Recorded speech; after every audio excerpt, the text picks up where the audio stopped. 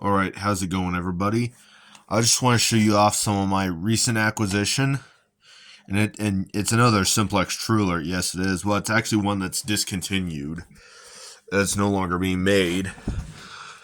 Because this one has a little bit of significance to it. And where's the screwdriver? There's one of them. It's under my one of my BG12s. So I'm just going to pause this. And, pause, and I'll be right back so I can open this up.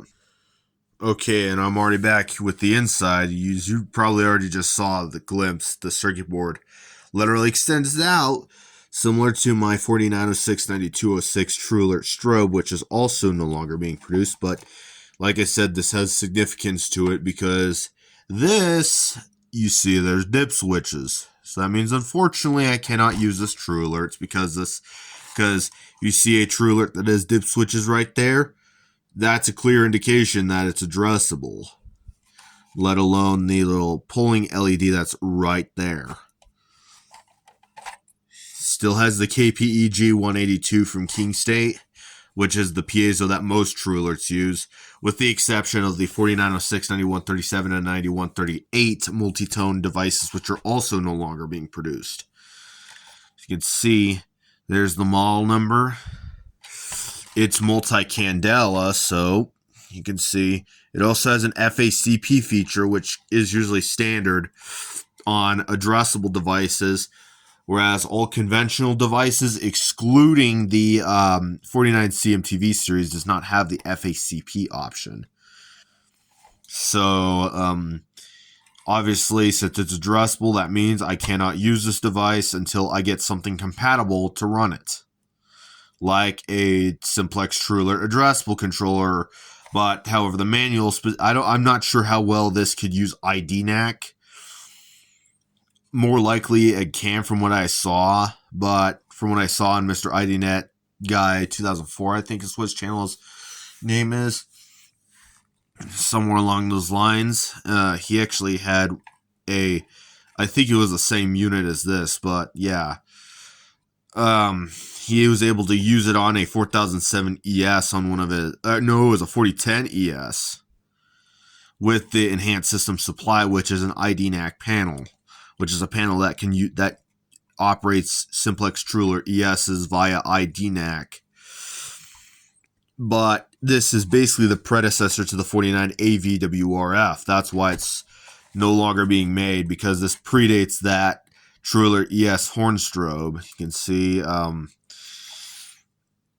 and another thing but like I said, since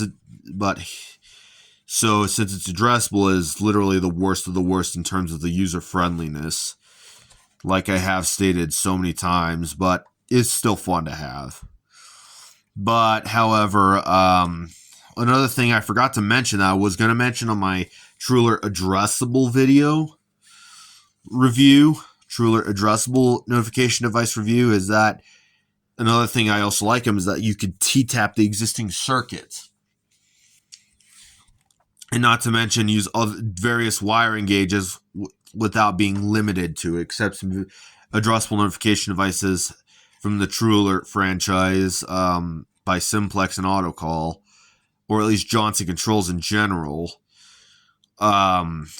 They actually accept various wiring gauges, whereas conventional notification devices accept only a specific type of wiring gauge.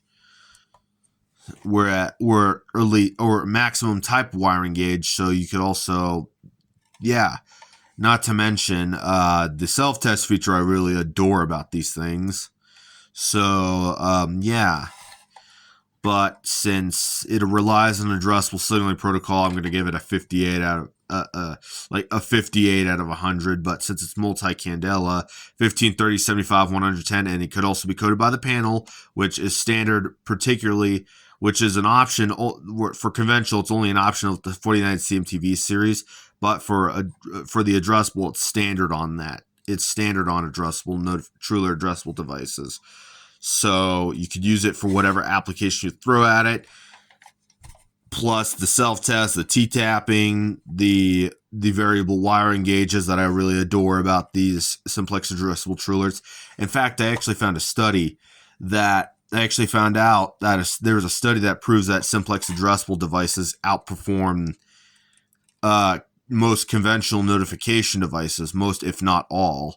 But yeah, that's also a reason why I feel like addressable notification should be everywhere in the United States, not just with Simplex, but with System Sensor and Edwards and the other big brands that are out there. So yeah, but if I were to give this device a score, I'm going to give it a 58 out of 100 because of the user friendliness category, since it has the addressable line, dip switches, which will handicap your ability to use it by more than double, up to 100%.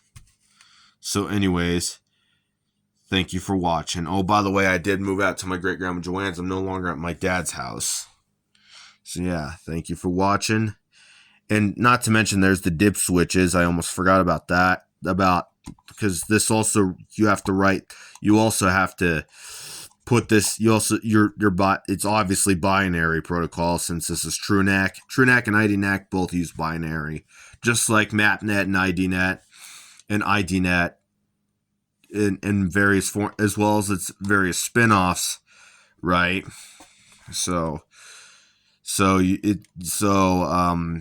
I'll release a part 2 of how to set the address as a montage video. So I might even use this device for that application. So anyways, thank you for watching.